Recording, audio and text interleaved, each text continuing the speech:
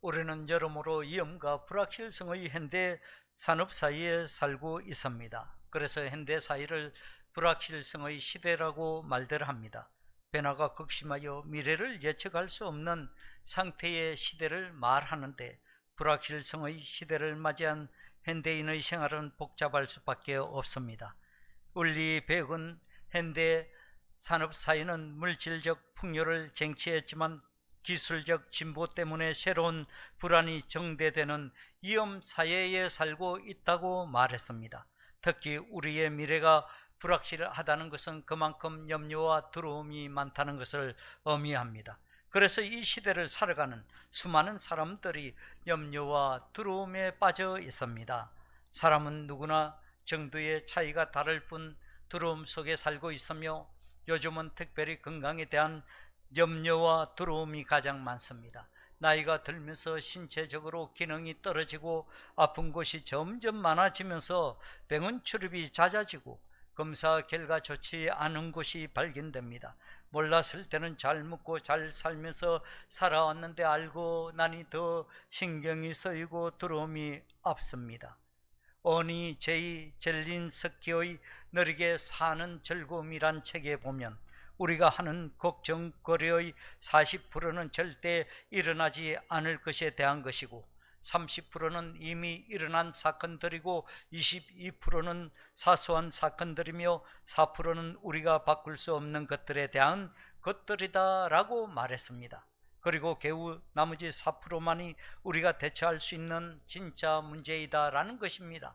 즉 96%의 걱정거리가 쓸데없는 것이라고 말했습니다.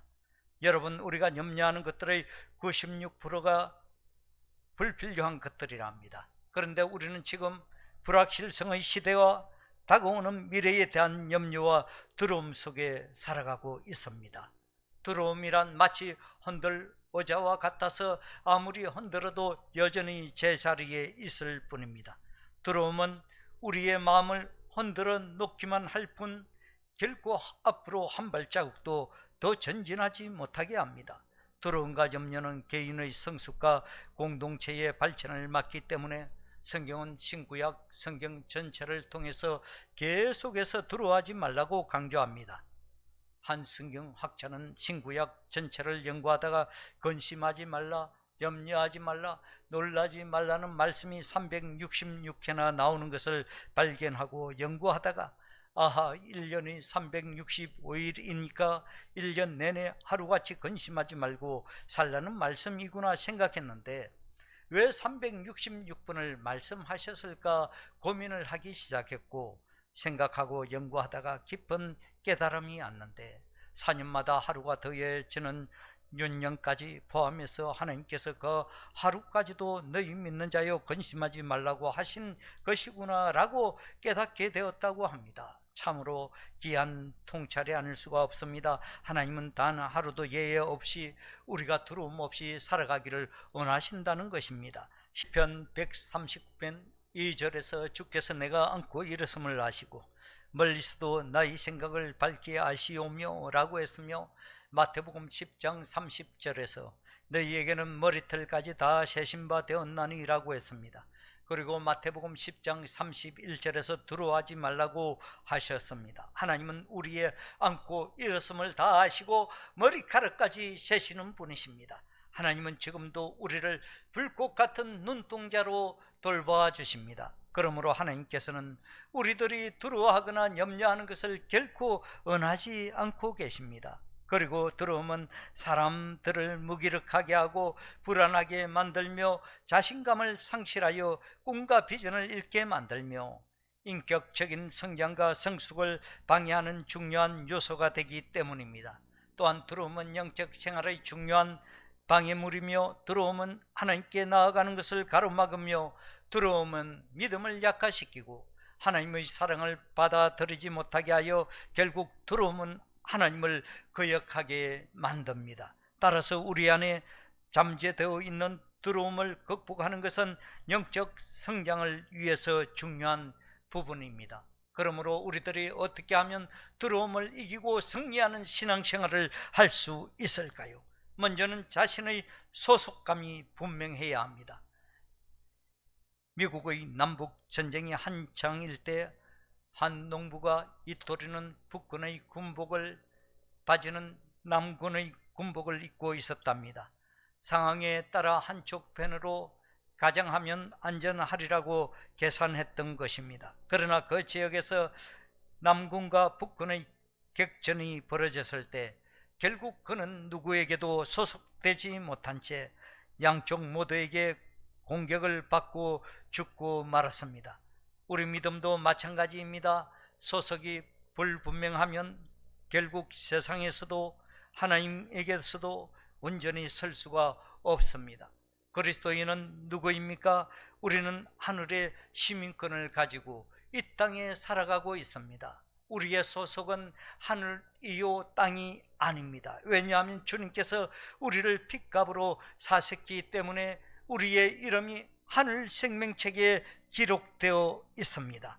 바울 사도는 자랑스러운 로마의 시민권을 가지고 있었지만 그의 진짜 시민권은 하늘에 있음을 천명하였습니다. 우리의 믿음의 성도들도 소속을 분명히 해야 하고 색깔을 분명히 해야 합니다. 나는 기독교인인가? 나는 하나님의 사람인가? 대충 자신을 감추고 살아갈 수는 있겠지만 우리 하나님께서 불꽃 같은 눈동자로 감찰하고 계십니다. 내가 어디에 속해서 어떤 소속감을 갖느냐가 그 사람의 정체성을 결정합니다. 오늘 하나님의 말씀에는 두려워 떨고 있는 하나님의 백성들을 향하여 영원히 변치 않는 하나님의 선포하시는 말씀이 있습니다. 본문 1절 말씀을 보시면 야곱아 너를 창조하신 여호와께서 지금 말씀하시느니라 이스라엘아 너를 지으신 이가 말씀하시느니라 너는 두려워하지 말라 내가 너를 구속하였고 내가 너를 지명하여 불렀나니 너는 내 것이라. 우리를 창조하신 창조주 하나님께서 말씀하십니다. 두려워하지 말라 내가 너를 구속하였고 내가 지명하여 불렀나니 너는 내 것이라.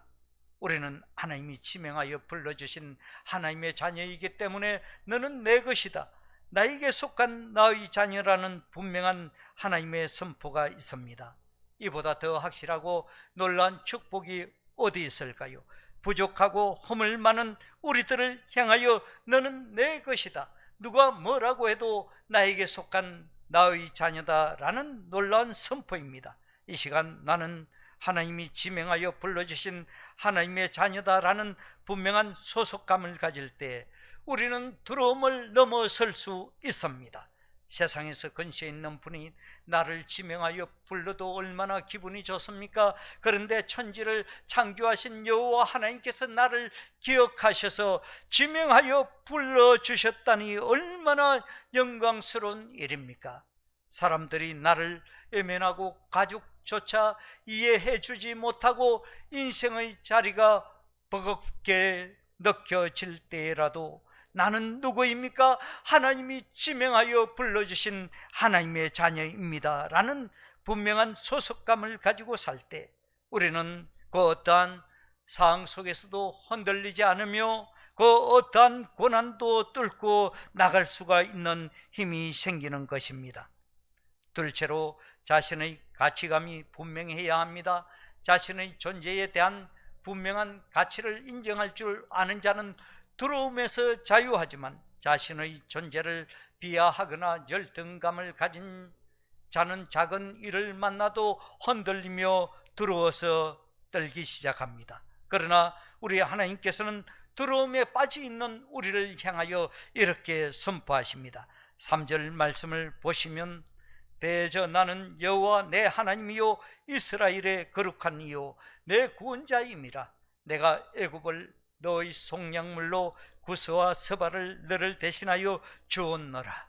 하나님께서는 택하신 이스라엘 백성들을 자신의 소유물로 삼은 것만 아니라 비록 그들이 패역한 길로 걸어갔지만 그들을 버리시거나 포기하지 않으시고 잠시 동안 그들을 연단하실 뿐입니다. 바벨론 70년이란 포로 생활을 통하여 그들을 훈련하셨지만 하나님은 한시도 그들을 잊으신 적이 없으십니다. 본문 2절 3절 말씀입니다. 그들이 물 가운데 지날 때에도 물이 침몰치 못하도록 함께 하셨고, 불 가운데 지날 때에도 불꽃이 사르지 못하도록 함께 하셨습니다. 고통당하는 입장에서는 하나님이 자신들을 버리신 것 같았지만 하나님은 여전히 그들을 사랑하셨고 그들과 함께 동행하셨고 눈동자처럼 지키시고 보호해 주셨다는 말씀입니다. 이것이 하나님의 놀라운 은혜인 것입니다. 우리는 작은 어려움만 닥쳐도 하나님이 혹시 나를 버리신 것이 아닌가라는 의심을 하기도 하고, 기도 응답이 늦어지면 하나님은 내 기도를 듣지 않기로 작정하셨나 보다 하는 생각도 합니다. 그러나 분명한 것은 그 안에 하나님의 놀라운 계획이 담겨 있습니다. 비록 우리들이 우둔하여 하나님의 시나리오를 알지 못하지만 하나님은 우리가 기대하고 생각하고 있는 것보다 더 크고 놀라운 계획을 가지고 계십니다. 그 이유가 무엇일까요? 우리는 하나님의 구속받은 백성이기 때문입니다. 구속이라는 말의 한자어는 구할구, 살속이라는 뜻으로 값을 주고 구한다는 의미가 됩니다. 헬라어로는 아폴리트로시스라는 단어를 사용합니다. 의미는 노예 한 사람을 해방시켜 주기 위하여 지불한 돈이라는 뜻입니다. 하나님이 얼마나 이스라엘 백성들을 사랑하셨는지 다른 나라 백성들을 버리시고 심지어 죽이기까지 하시면서도 택하신 백성들을 사랑하십니다. 애굽을 이스라엘을 속량하시기 위하여 희생 제물을 삼으시고 구스와 스바라는 나라를 버리시고 하나님의 백성을 사랑하십니다. 이 얼마나 하나님의 사랑은 택하신 자들을 향하여 변치 않으신 사랑이십니까? 그러면서 4절에서 너가 내 눈에 보배롭고 존귀하며 내가 너를 사랑하여선적 내가 너 대신 사람들을 내어주며 백성들이 너 생명을 대신하리니라고 복된 말씀을 선포하십니다. 하나님의 눈에 우리는 어떤 존재로 보이십니까? 보배롭고 존귀하며 사랑스러운 존재로 보십니다. 세상 사람들의 눈에는 별 볼 일 없는 존재처럼 보일지 몰라도 나는 누가 뭐라고 해도 하나님이 인정하시는 보배롭고 존귀하고 사랑스러운 존재임을 믿습니다. 자신의 존재에 대한 가치감이 분명할 때 우리는 흔들리지 않습니다. 왜 우리들이 작은 비난과 책망을 들어도 쉽게 좌절하고 낙심하는 것일까요? 자신의 존재 가치를 모르기 때문입니다. 우리는 주님께서 십자가에서 생명의 값을 지불하고 사주신 가장 가치 있는 존재이며 세상 그 무엇과도 바꿀 수 없는 소중한 존재입니다. 주님은 이 시간 두려움 속에 살고 있는 우리들 곁으로 다가오셔서 말씀하십니다. 너는 나의 가장 보배롭고 존귀하고 사랑하는 존재란다. 이 음성을 들을 수 있기를 바랍니다. 셋째로 자신의 사명감이 분명해야 합니다. 나는 하나님께 속한 자요 하나님의 사랑받는 가치 있는 존재라는 것을 깨닫고 사는 자는 두려워하지 않습니다. 그러나 소속감과 가치감보다 더 중요한 한 가지가 있는데 그 한 가지는 하나님이 주신 사명감을 붙잡고 사는 것입니다. 내게 맡겨주신 사명을 깨닫고 그 사명을 위해 사는 자는 그 어떤 역경과 환난과 핍박 속에서도 굴하지 않고 당당하게 앞으로 전진합니다. 본문 7절 말씀에 하나님께서 우리를 지으신 목적을 설명하십니다. 내 이름으로 불러지는 모든 자 곧 내가 내 영광을 위하여 창조한 자를 오게 하라. 그를 내가 지었고 그를 내가 만들었느니라고 말씀하십니다. 우리는 하나님의 영광을 위해 지음받은 자들이며 곧 나를 창조하신 목적은 하나님의 영광을 돌리기 위함입니다. 그래서 바울 사도는 고린도전서 10장 31절에서 그런즉 너희가 먹든지 마시든지 무엇을 하든지 다 하나님의 영광을 위하여 하라고 권면합니다. 우리는 하나님의 창조 목적을 알고 그 목적에 이끌리는 삶을 살 때 두려움에서 자유하게 되지만 자신의 존재에 대한 사명을 깨닫지 못하면 자기 욕망의 노예로 살게 됩니다. 그러면 나에게 주신 사명은 무엇일까요? 그것은 내가 왜 이 땅에 태어났고 무엇을 위해서 내 인생을 살고 내 인생의 종착역에 내가 어디에 설 것인가를 알고 사는 사람, 바로 그 사람이 사명자입니다. 사랑하는 성도 여러분, 남보다 더 많은 것을 가졌습니까? 아니면 남이 겪어보지 않은 아픔이 있습니까? 더 큰 비전이 있습니까? 무엇을 보면 부담감이 생기십니까? 그것이 바로 여러분에게 주신 사명이며 그 사명을 위해 최선을 다하십시오. 사명을 위해 사는 자는 두려워하지 않으며 믿음으로 전진하지만 사명을 잃어버리면 땅의 것에 집착하고 눈에 보이는 대로 따라가다가 결국은 방황하고 흔들리는 인생으로 살면서 마귀의 노예로 전락하고 맙니다. 그러므로 믿음의 성도들은 사명에 붙잡혀 사는 인생이 되어야 합니다. 바울 사도는 믿음의 아들 디모데에게 디모데후서 1장 7절에서 하나님이 우리에게 주신 것은 두려워하는 마음이 아니요 오직 능력과 사랑과 근신하는 마음이니라고 말씀합니다. 그렇습니다. 하나님께서 사랑하는 주의 자녀들에게 주신 것은 두려워하는 마음이 아니라 능력과 사랑과 근신하는 마음입니다. 그러므로 우리에게 중요한 것은 하나님의 능력을 믿고 따르는 것이며 하나님이 우리에게 베풀어 주시는 사랑을 경험하는 것이며 날마다 우리의 마음을 절제하여 주님의 뜻을 따르는 것입니다. 이제부터 나는 하나님께 속했다는 분명한 소속감과 나는 주님께서 나를 위하여 핏값을 지불하고 사주신 가장 보배롭고 존귀하고 사랑받는 존재다라는 가치감, 그리고 흔들리지 않는 분명한 사명감을 가지고 살 때 우리는 물 가운데로 지날 때에도 불 가운데로 지날 때에도 두려워하지 않고 승리할 줄 믿습니다.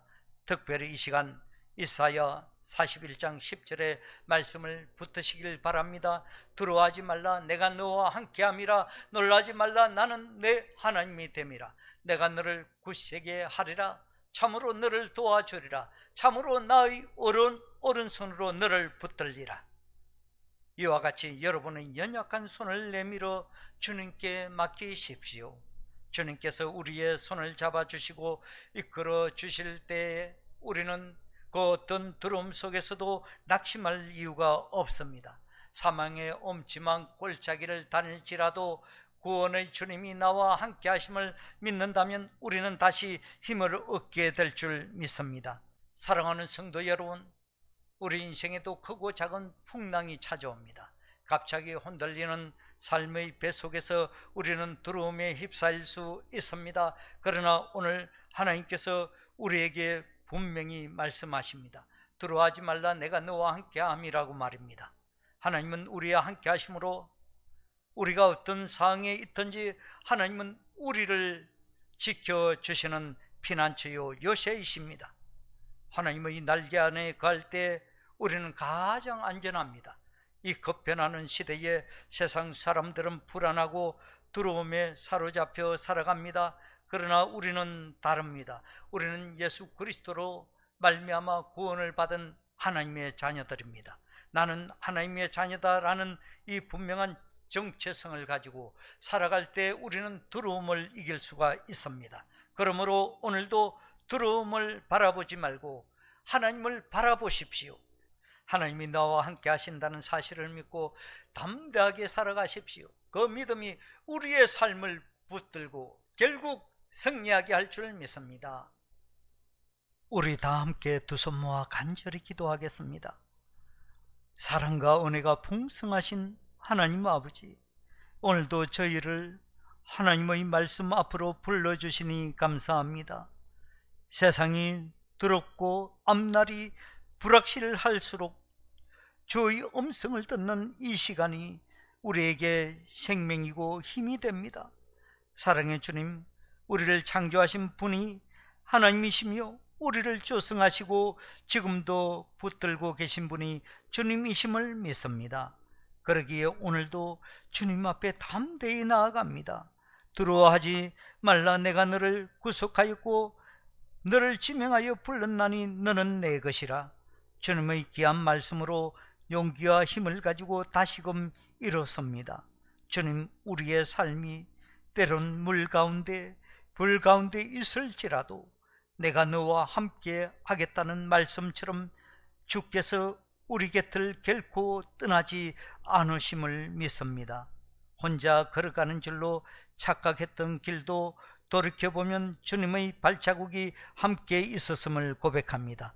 연약한 우리의 삶을 불꽃 같은 눈동자로 지켜보시는 주님, 오늘도 자녀된 우리를 사랑으로 안아주시고 두려움 속에 머물러 있는 이들을 일으켜 세워주시옵소서. 몸이 아파 병상에 있는 성도들과 고통 속에서 밤을 지새우는 한우들에게 주님의 평안을 부어주시고, 그 마음 깊은 곳에도 두려워하지 말라고 하신 주님의 음성을 듣게 하옵소서. 또한 모든 성도들이 하루하루에도 지치지 않는 은혜와 산 소망으로 채워주시며 믿음의 유산을 다음 세대에게 물려주는 복된 인생들이 되게 하옵소서. 두려움을 이기게 하시는 우리 주 예수 그리스도의 이름으로 간절히 기도하옵나이다. 아멘.